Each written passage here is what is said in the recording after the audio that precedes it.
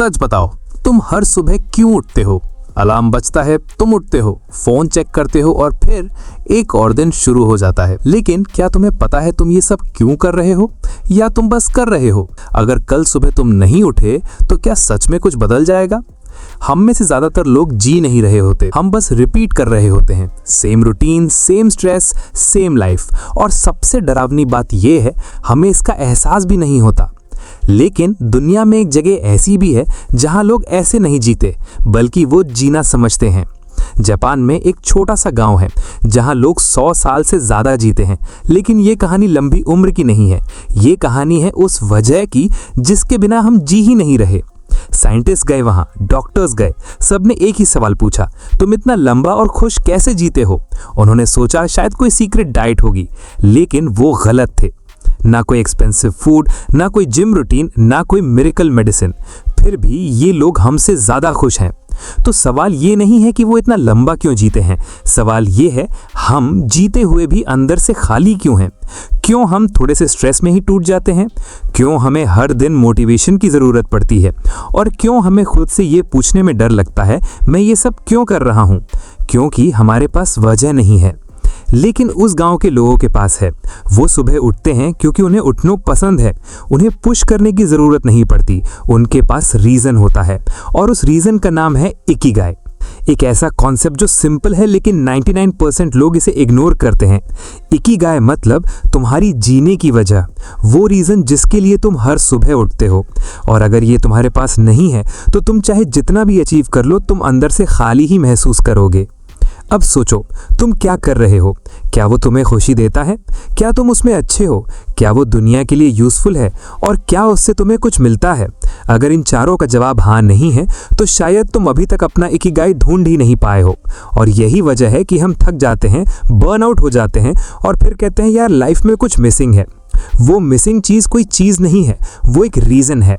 जिस दिन तुम्हें वो रीज़न मिल गया, तुम्हें मोटिवेशन की ज़रूरत नहीं पड़ेगी। तुम खुद उठोगे, खुद आगे बढ़ोगे और उस दिन तुम सिर्फ जियोगे नहीं, तुम सच में जीना शुरू करोगे। आज मैं तुम्हें वो पूरी बुक समरी सुनाऊंगा जो शायद तुम्हारी ज़िंदगी बदल दे।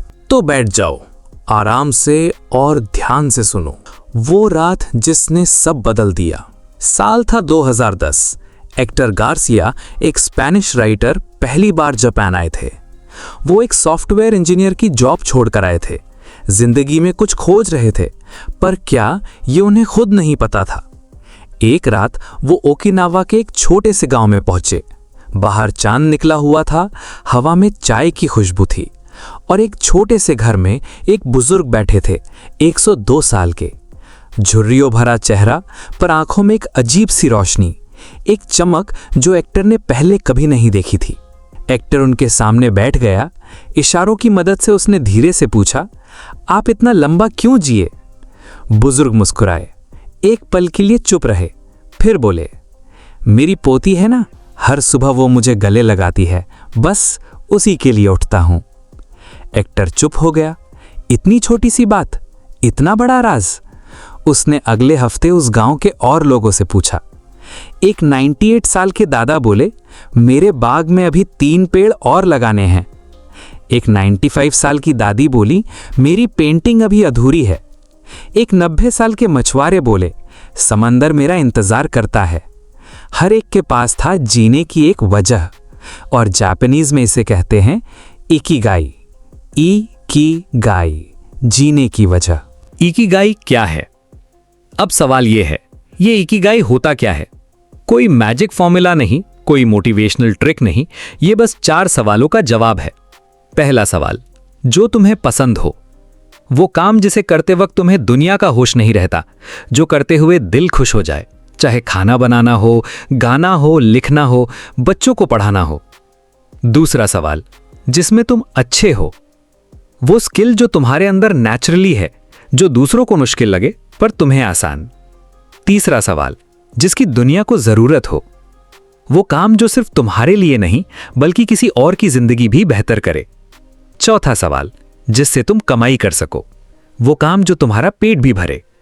अब सुनो, जब ये चारों मिलते हैं, जब एक ऐसा काम होता है जो तुम्हें पसंद भी है, जिसमें तुम अच्छे भी हो, जिसकी दुनिया को जरूरत भी है और जिससे कमाई भी हो, उस बिंदु को कहते हैं इकिगाई। अब ज्यादातर लोग इनमें से एक दो में जीते हैं। जो सिर्फ पैसे के लिए काम करते हैं वो हर रात खाली महसूस करते हैं। सैलरी आती है पर सैटिस्फैक्शन नहीं।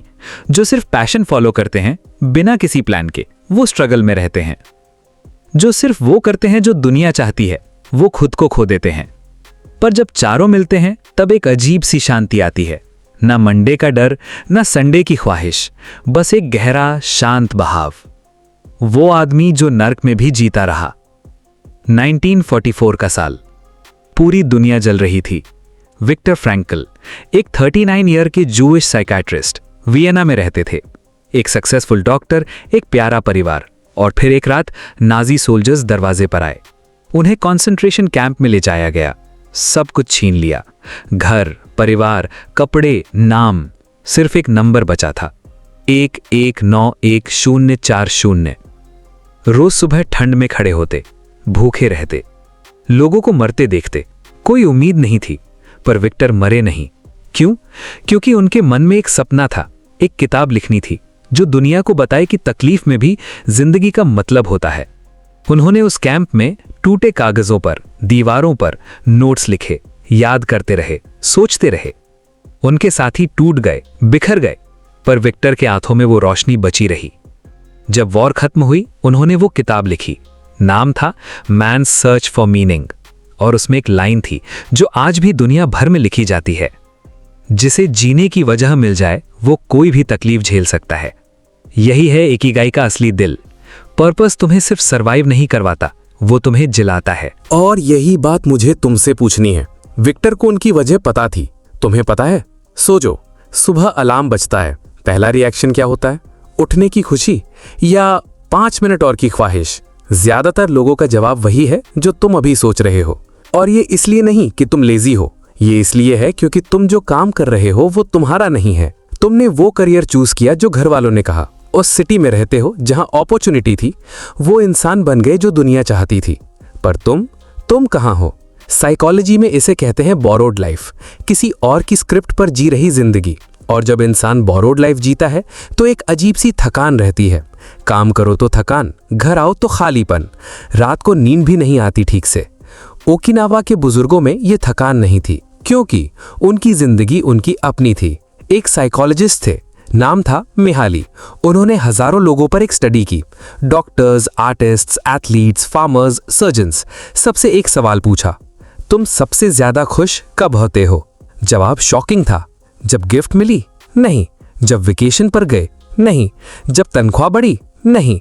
सबसे ज्यादा खुश वो थे जब वो किसी काम में इतने डूबे थे कि उन्हें खुद का होश नहीं था। मिहाली ने इसे नाम दिया फ्लो। क्या कभी हुआ है तुम्हारे साथ?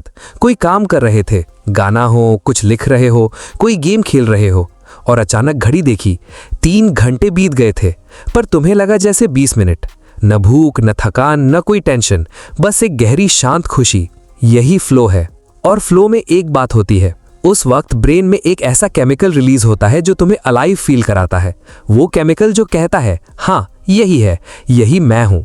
एक सर्जन की स्टोरी है। 25 साल से ऑपरेशन कर रहे थे, रोज 10 घंटे ओटी में। लोग पूछते, थकते नहीं? वो कहते, जब चीरा लगाता हूं और जानता हूं कि इससे कोई बचेगा, उस पल में मैं थका हुआ नहीं होता, मैं जिंदा होता हूं। यही फ्लो है। और तुम्हारे फ्लो का काम वो भी कहीं है। शायद तुम उसे हॉबी कहते हो, शायद टाइम पास कहते हो, शायद कहते हो इससे कुछ नहीं होगा, पर वो काम तुम्हारी सांस है, उसे ढूंढो। अब एक और बात, एक एक्सपेरिमेंट हुआ। साइंटिस्ट ने 2 ग्रुप्स बनाए। पहले ग्रुप को रोज 15 सिगरेट्स पिलाई, दूसरे ग्रुप को अकेले रखा। कोई दोस्त नहीं, कोई बात नहीं, कोई कनेक्शन नहीं। 6 महीने बाद रिजल्ट देखा, दोनों ग्रुप्स की हेल्थ बराबर खराब हुई थी। यानी अकेलापन 15 सिगरेट्स रोज पीने जितना खतरनाक है। अब सोचो, कितने लोग हैं तुम्हारे व्हाट्सएप में? 500 से 1000 लोग होंगे। और कितनों को तुम रात 2 बजे कॉल कर सकते हो बिना सॉरी बोले? बस इतना सोचो। ओकिनावा के बुजुर्गों ने इसका जवाब दिया था, मोहई। एक छोटा सा ग्रुप, 5 से 6 लोग जो बचपन से साथ थे, जो जिंदगी भर साथ रहे, हर हफ्ते मिलते, साथ खाते, एक दूसरे की सुनते। कोई जजमेंट नहीं, कोई कंपटीशन नहीं, बस तुम हो, मैं हूं, सब ठीक है। साइकोलॉजी में इसे कहते हैं सेफ हार्बर। वो इंसान जिसके पास जाने पर तुम्हें कुछ प्रूव नहीं करना, जहां तुम थके हुए जा सकते हो, जहां रो सकते हो, जहां बिना फिल्टर के बोल सकते हो। ओकिनावा के हर बुजुर्ग के पास था। तुम्हारे पास है? अगर नहीं है तो वो आज से बनाना शुरू करो। एक पुराना दोस्त है जिससे बात नहीं हुई, कॉल करो। एक रिश्ता है जो ड्रिफ्ट हो गया, एक मैसेज भेजो। कनेक्शन बनाने में देर नहीं लगती, देर लगती है शुरू करने में। और एक आखिरी बात, हम सब एक झूठ में जीते हैं। वो झूठ ये है, अभी थोड़ा और कमा लूं, थोड़ा सेटल हो जाऊं, फिर वो करूंगा जो करना है बाद में। बस ये एक शब्द बाद में कितनी जिंदगियां बर्बाद कर देता है। हार्वर्ड यूनिवर्सिटी ने 80 साल तक एक स्टडी की, सैकड़ों लोगों की जिंदगी ट्रैक की, बचपन से बुढ़ापे तक। एक सवाल था, जिंदगी के आखिर में लोगों को सबसे ज्यादा किस बात का पछतावा होता है? पैसे नहीं कमाए? इसका नहीं। बड़ा घर नहीं बनाया? इसका नहीं। कोई अवार्ड नहीं मिला? इसका नहीं। सबसे बड़ा पछतावा था, मैंने वो रिलेशनशिप्स नहीं बनाई जो बनानी थी, मैंने वो काम नहीं किया जो करना चाहता था, मैंने बहुत ज्यादा वक्त चिंता में गवाया। 80 साल की स्टडी, एक रिजल्ट, जिंदगी के आखिर में सिर्फ कनेक्शंस और पर्पस याद रहते हैं, बाकी सब धुंध बन जाता है। ओकिनावा के बुजुर्ग ये जानते थे, इसीलिए उन्होंने बाद में नहीं किया, उन्होंने अभी किया। अब मैं तुमसे डायरेक्टली बात करता हूं। कोई थ्योरी नहीं, कोई रिसर्च नहीं, बस तुम और मैं। आज रात जब सब सो जाएं, एक कागज निकालो और ये 3 सवाल खुद से पूछो। पहला सवाल, वो कौन सा काम है जिसे करते वक्त दुनिया गायब हो जाती है? वो काम जो करते वक्त तुम सबसे ज्यादा तुम होते हो। दूसरा सवाल, अगर कल से पैसे की जरूरत ना हो तो तुम हर सुबह उठकर क्या करोगे? ऑनेस्टली, बिना किसी को इंप्रेस किए। तीसरा सवाल, वो कौन सा इंसान है जिसका चेहरा तुम्हें देखकर खिल जाता है? वो तुम्हारी वजह है। इन तीनों के जवाब का मेल वही तुम्हारा इकिगाई है। वो तुम्हारे अंदर पहले से मौजूद है, बस उसे पहचानना है। हेक्टर गार्सिया जब वो किनावा से लौटे तो उनके हाथ में एक डायरी थी भरी हुई। उन्होंने वो किताब लिखी, पर किताब का सबसे आखिरी सेंटेंस वो आज भी मुझे याद है। उन्होंने लिखा, हमें ये नहीं पूछना चाहिए कि जिंदगी का मतलब क्या है, हमें वो काम करना चाहिए जो जिंदगी को मीनिंगफुल बना दे। बस इतना काफी है। जाओ, वो काम ढूंढो, वो इंसान ढूंढो, वो वजह ढूंढो, और कल सुबह जब अलार्म बजे, उठने की एक वजह हो तुम्हारे पास। अगर आपको ये बुक समरी अच्छा लगा हो तो वीडियो को लाइक करें और अपने फ्रेंड्स ग्रुप्स में शेयर करें।